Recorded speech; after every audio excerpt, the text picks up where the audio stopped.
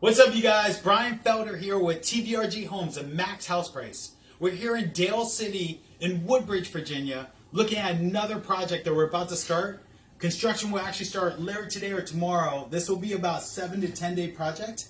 Check out, we're starting here in the master bedroom. Look at the vanity. You guys are going to see this house completely renovated. All the hardware, you're going to see the vanity upgraded. Look at the doors, look at the paint. As we're going through the hallway on the upper level, you'll see the bathroom that we're going to be renovating and remodeling. Check it out, you guys. It's in great shape. It just needs a little bit of a pop, a little bit of wow. As we continue to go through, we're going into the kitchen area. Look at these cabinets. They're still in great shape. Maple cabinets, 42-inch. They look awesome.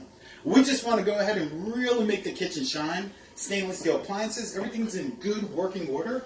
We just want to really make this house really come alive. And as we're walking through the dining room, you guys are going to see new fixtures and new ceiling fans and the trim and the paint. The natural light, we're really going to make that pop as well.